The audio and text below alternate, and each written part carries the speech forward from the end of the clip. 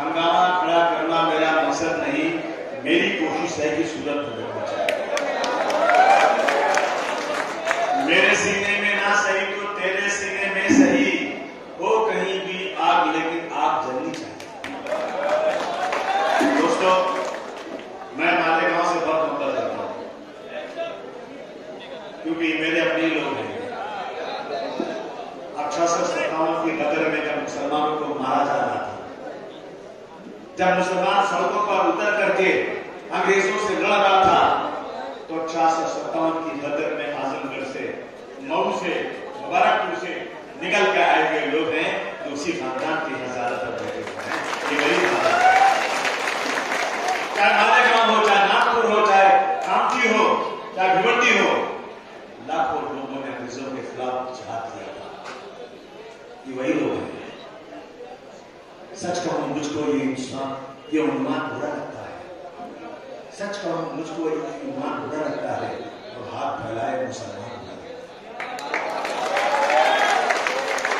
दोस्तों, मैं तालिब था, मैं कई बार कह चुका हूं और फिर कह रहा हूं कि मेरे खानदान में किसी ने आज तक सियासत नहीं किया था। मैंने अपनी आंखों से जुल्म जाते देखा। मैंने अपनी बहू बेटियों को नंगा करके उनके साथ उनको बर्फ की सिल्ली पर सुलाकर मारते हुए देखा। मैंने एक बेटी को नंगा करके बाप से कहा गया इसको रेप करो, तो मैंने अपनी आंखों से देखा। मुझे जेल नहीं दिया गया, मैं चिल्लाता रहा। मेरे पास बहुत पैसे थे। मेरे बाप ने कहा कि मैं अपने बेटे को लेकर गांव चला जाऊंगा, सब प्रॉपर्टी बेच दूंगा, मेरे बेटे को छोड़ दो। कुछ नहीं। 1 साल 10-15 दिन तक मैं जेल में रहा और मैंने अपनी आंखों से देखा जुल्म जाती।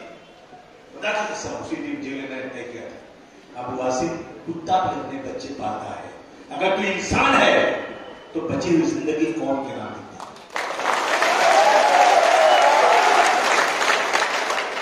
मैं मंत्री बन सकता हूं, लेकिन मैं तलवे चाटने वाला मंत्री नहीं बनूंगा। मैं चोर बाजार की लात रखने वाला मंत्री नहीं बनूंगा। मैं आंखों में आंखें डालकर वजीर आला से बात करने वाला मंत्री बनूंगा। याद है दोस्तों, मैं बाबू की क्या बात करूं, मैं गरीबी की क्या बात करूं, एम्प्लॉयमेंट की क्या बात करूं। मेरी कौम के साथ जो आज हो रहा है कैसे बर्दाश्त किया जाए। भैया, मैं स्कूल में 20 साल तक और एक वक्त खाऊं, एक वक्त भूखा रहूं। मेरे बच्चे BA पढ़ने के बाद सड़क पर खोचा लगाकर पेट पाल लेंगे, लेकिन इस मुल्क में अगर शरीयत के खिलाफ कुछ होगा तो मैं अपनी जान भी देने को याद ना देगा। ये खाने का याद है मुझे, 32 लोग शहीद हुए और कई सब छोटे छोटे बच्चों के गोश्त के गुठरे हवा बन गए थे। कभी बारात के दिन जिन अल्लाह ताला कहता है अपने आज पहले आसमान पर आकर मांगो मुझसे क्या मांगना है, लोग मांगने गए थे अपने पुत्रों का, वहां जा गए थे फातिहा पढ़ने के लिए। 32 लाशें पड़ी थी इस मालेगांव में। आया मुंबई में ट्रेन में ब्लास्ट हुआ था, मरने वालों को 6 लाख दिया गया था, मेरी कौम को 1 लाख दिया।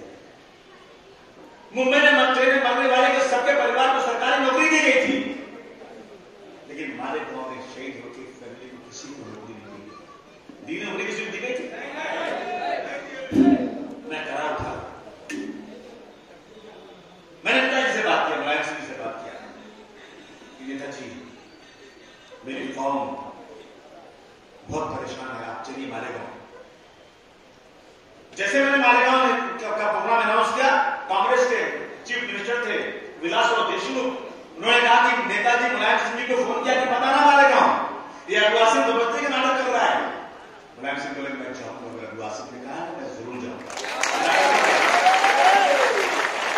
शायद यही हाल था पहले, यही हाल है, मगर उसमें जाने लगे हुए थे। पुराना हाल था, पूरे मालेगांव में पुलिस पूरा चारों तरफ बंद कर दिया हमको एक सड़क पे आने के लिए। मेरा नेता मुलायम सिंह यादव की तारीफ की, मुलायम सिंह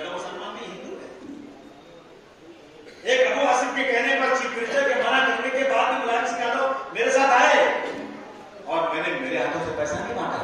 मैं यहाँ की खनिज जमात इस्लामी जितने लोग थे सबको बुलाया, उनके हाथों से मैंने मुलायम सिंह यादव से कहकर 50 लाख रुपया लोगों को दिया कि उनको पैसे नहीं मिले। मैं कोई एहसान नहीं मानता, जनाना हूं आपको, मेरा फर्ज था। अगर सरकार नहीं दे रही तो हमने आगे कोशिश किया। मगर यहाँ कुछ और मालूम क्या कहा, मैं नाम नहीं देना चाहता हूं, कहा कि बहुत पैसा है तो नहीं बांट देते, यहाँ नहीं क्या तो ये भी मैं अपने कानों से सुना। आप नहीं दे रहे हैं, मैं दे रहा हूं तो आपको बुरा लग रहा है। उसके बाद ब्लास्ट हुआ। मैं सरकार से पूछूंगा, 32 लोग शहीद हुए, कई सैकड़ों बच्चों के बदन के टुकड़े टुकड़े हो गए, किसने ब्लास्ट किया? कौन है तो? सब मुसलमान गिरफ्तार हुए ना, यूसुफ भाई, सारे मुसलमान गिरफ्तार हुए।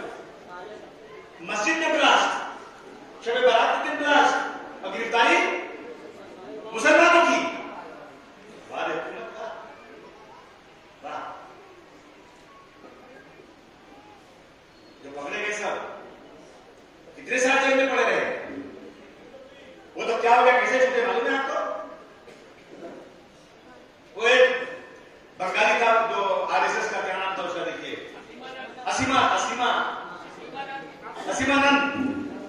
असीमानंद जी जेल में जिस बैरिक में बंद था, उसी बैरिक में एक महमूद नाम का लड़का हैदराबाद का, और असीमानंद को मालूम था कि ब्लास्ट किसने किया।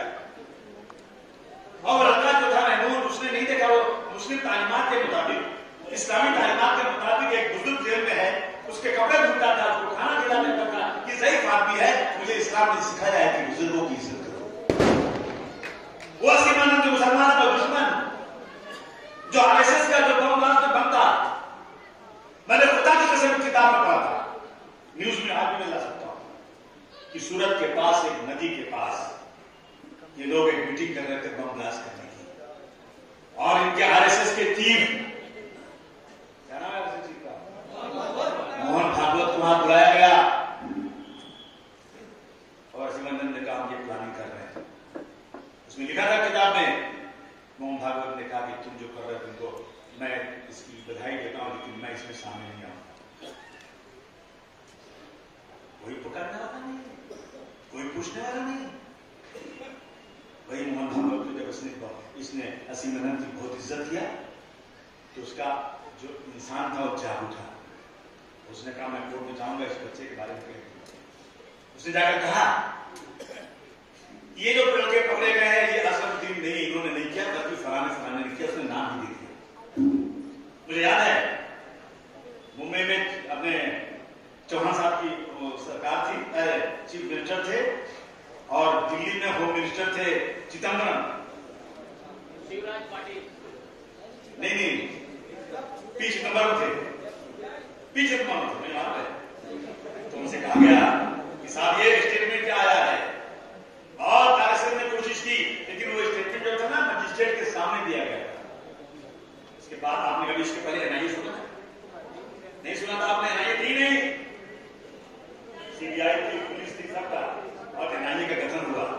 एनआईए ने कहा हाँ जो उसने कहा है ना वो बिल्कुल सच्ची बात है, और सब हमारे गांव के बच्चे। हेमंत करकरे साहब, मैं दिल्ली से आना था हवाई जहाज में, जब हेमंत करकरे साहब ने पकड़ा साथी प्रज्ञा सिंह ठाकुर पुरोहित वगैरह को, तो ये चीफ मिनिस्टर थे नरेंद्र मोदी, गुजरात से चिल्ला उठे, अडवाणी दिल्ली से चिल्ला उठे, बाला साहब ठाकरे मुंबई से चिल्ला उठे, ऐसे कैसे आपने गिरफ्तार कर लिया? उसके बाद मनमोहन सिंह ने हेमंत करकरे को दिल्ली बुलाया, कहा कि तुम जाओ अडवाणी साहब को बताओ तुम्हारे पास क्या एविडेंस है। मेरी कौम के लोग 32 मर गए और मुसलमान थे, और मुसलमान को गिरफ्तार किया। कोई माई का लाभ पैदा नहीं हुआ जो ये कहे कि तुम बताओ इनको कैसे गिरफ्तार किया। जिन्होंने जान देकर मैं कदी की आबरू बदली, वही अब खतरे खतरे के लिए कर सकता है। क्या हुआ? ये गिरफ्तार हुए। एटीएस के सेक्रेटरी प्रज्ञा सिंह ठाकुर पुरोहित पांडे का, और एटीएस ने सारे गवाहों को 35 35 गवाहों को मजिस्ट्रेट के सामने 164 का वकील साहब बयान दिला दिया। बीच में एनआईए आ गई और एनआईए ने वही गवाहों को खड़ा कर दिया। गवाहों ने कहा कि हमें बंदूक की नोक पर बयान दिलाया गया है। इसके सामने, मजिस्ट्रेट के सामने किसने दिलाया? बॉम्बे पुलिस। उनको छोड़ने की तैयारी है। आपने देखा गुजरात की वो लेडी बिल्किस बानो, मैं गुजरात गया था, नंगी उसके घर के सबको मार दिया, नंगी औरत को रेप किया, नंगी भाग रही थी बेचारी, सिर्फ लहंगा दिया, लहंगा पहन के गई और चुप। और वहां गुजरात की कोर्ट में फैसला सही नहीं होगा, महाराष्ट्र की कोर्ट में पंगा चलाओ। चीफ मिनिस्टर साहब, तुमको चुल्लू भर पानी में डूब मरना चाहिए कि तुम्हारी सरकार से फैसला नहीं होगा। बेस्ट बेकरी का मुकदमा वहां नहीं चला, यहां चला, सजा हो गई, उनको छोड़ दिया गया कि ये बहुत अच्छे परिवार के उनको फूलों का हाथ बनाया गया। देख रहे हैं आपके हमारे देश में हम संविधान को मानते हैं, इस संविधान की कसम खाने वाले रेपिस्ट को छोड़ते हैं और रोजाना मुसलमानों के साथ सुन जाते हैं। मैं तो 1947 से पैदा नहीं हुआ था, लेकिन मैंने पढ़ा है कि जब हिंदुस्तान का डिवीजन हुआ उसके पहले हिंदू और मुसलमान कंधे से कंधा मिला के आजादी की लड़ाई लड़ रहे थे, सब एक साथ थे। लेकिन जैसे आजाद हो गया देश, अंग्रेजों ने हिंदू और मुसलमानों को बांट दिया, पाकिस्तान बना दिया और हिंदुस्तान, हमारी जो भाईचारगी थी खत्म कर दिया। जो पाकिस्तान में हिंदू थे वो हिंदुस्तान आ रहे थे, हिंदुस्तान के मुसलमान पाकिस्तान जा रहे थे। मोहम्मद अली जिन्ना ने कहा हाँ मुसलमानों तुम्हारे लिए एक अलग मुल्क बना दिया। लेकिन दिल्ली की जामा मस्जिद की मीनारों के सीढ़ियों से जो मौलाना अब्दुल कलाम आजाद ने कहा था, वो आज भी हमारे कानों में पहुंच रहा है। बच्चा मुसलमानों इस मुल्क को छोड़कर चले जाओगे तो तुम्हारी मस्जिदें वीरान हो जाएगी, तुम्हारे कब्रिस्तान में कोई फातिहा पढ़ने वाला नहीं होगा।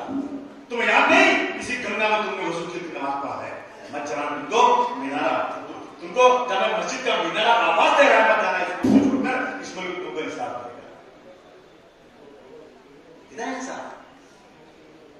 कौन सा इंसाफ? ये इंसाफ मिल रहा है? कौन सी इंसाफ दूं आपको मैं?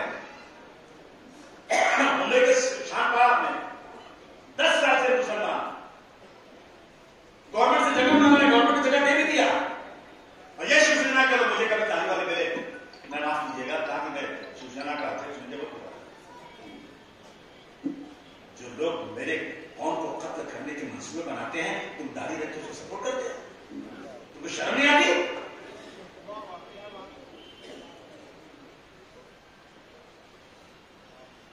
दे दिया है ना उसको जगह, नहीं बम्बई में सरकार ने दे दिया उसको।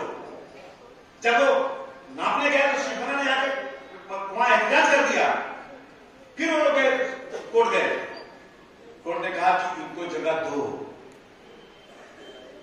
फिर वो गए वापस, फिर उन्होंने क्या 5 बार मुसलमान गया कोर्ट में, 5 बार हाई कोर्ट में। कितनी बार? 5 बार पैसे जमा करने के बाद मुझे चीफ मिनिस्टर कहते हैं वासिम कुछ भी कर लो, वहां मस्जिद नहीं बन सकती, नहीं बन सकती, इसलिए कि वहां के मुकामी शिवसैनिक लीडर आरएसएस के लोग उस मस्जिद को वहां पसंद नहीं करते। मुल्क सब लोग है और हमारी हालत ये मुल्क में है। ये हालत देश में आफताब खुदा वाला नाम का एक आदमी ने लिविंग रिलेशन आराम को लिविंग रिलेशन, एक लड़का और लड़की बिना शादी के एक जगह रहे साथ में, इसको कहते हैं living relation. What is living relation? एक लड़का लड़के साथ में शादी कर ले, इसको कहते हैं आजादी। यहां इंसाफ नहीं तो अल्लाह ताला के इंसाफ होगा, जमीन खुल जाएगी। खुदा की खुदाबंदी में अगर तुमने इंटरफेरेंस किया तो याद रखना आज नहीं तो कल इसका भुगतना पड़ेगा। जैसे आफ्ताब का नाम सुने ना, बहुत खुश हो गए, मुसलमान ने लड़की को काटा, एक सकल हिंदू समाज आक्रोश रही पूरे महाराष्ट्र में, केरला कपड़ा बांध के झंडे लेकर चल रहे हैं और कहा बजा रहे हैं, मस्जिदों के बाहर आकर लगा रहा है।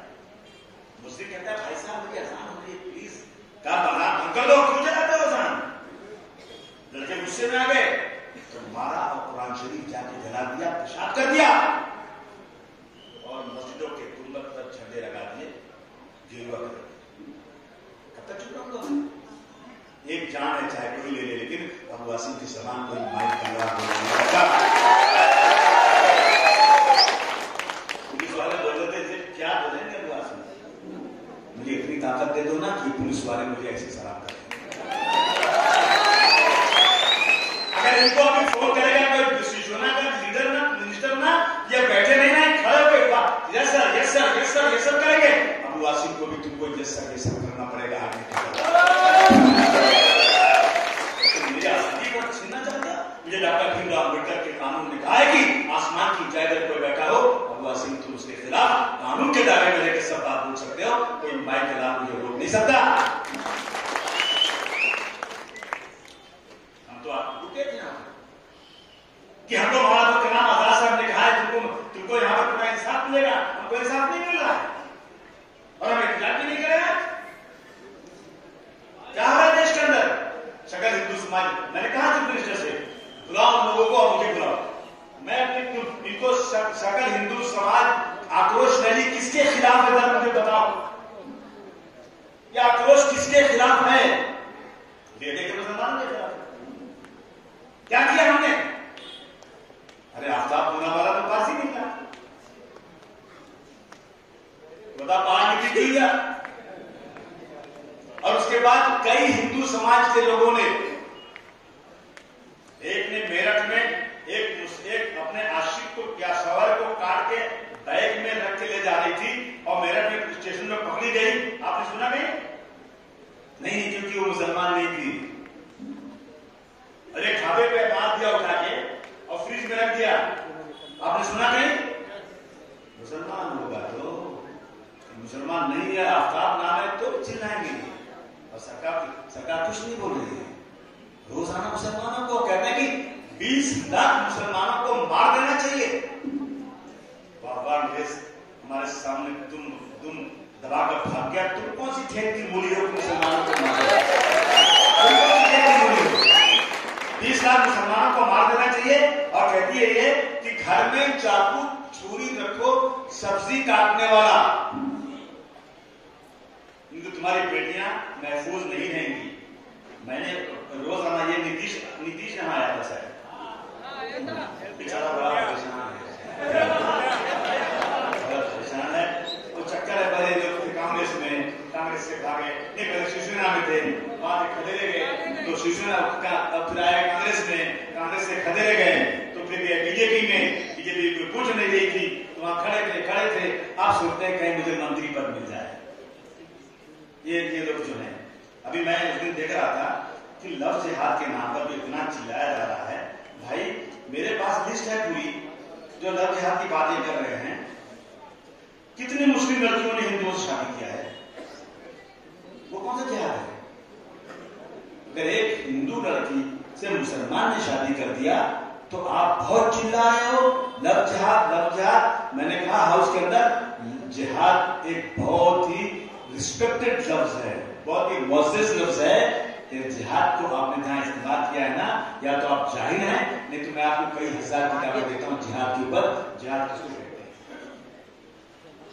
तो मेरे पास लिस्ट है। एक लड़की है, उसका नाम है शर्मीन। उसने शादी की है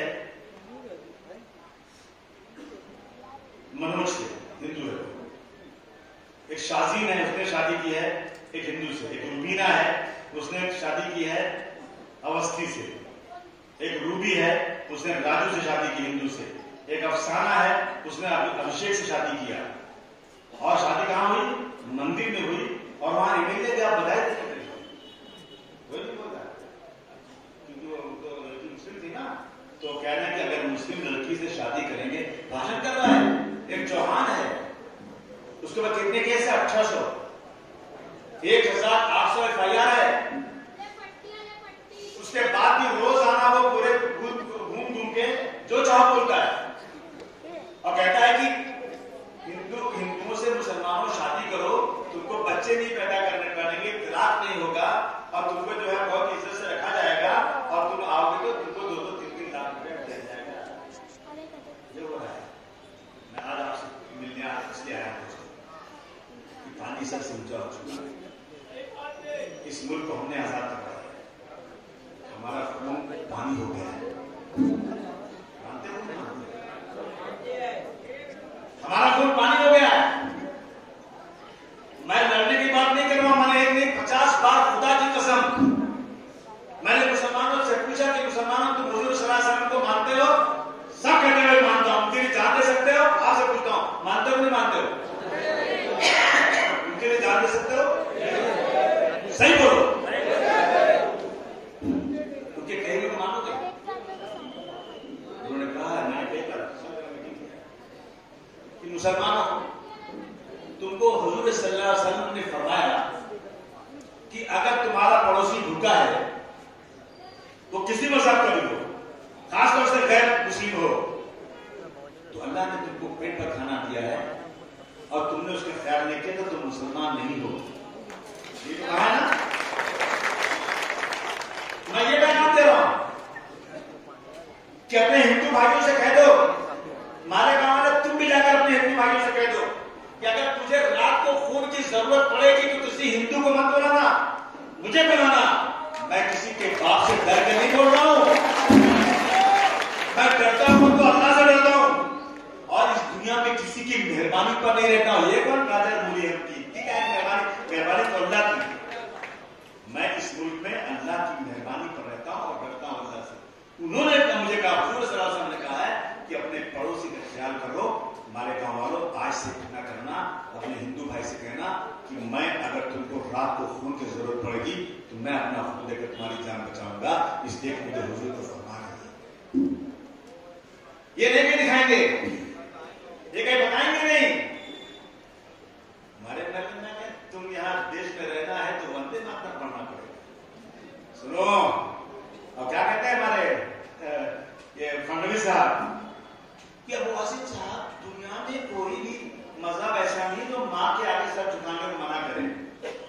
मैंने तुम जाहिर है, मेरा मजहब है, मेरा मजहब कहता है कि चांद, सूरज, जमीन, आसमान जिसने बनाया ना, उसी के आगे सर झुकाना और किसी के आगे सर मत झुकाना।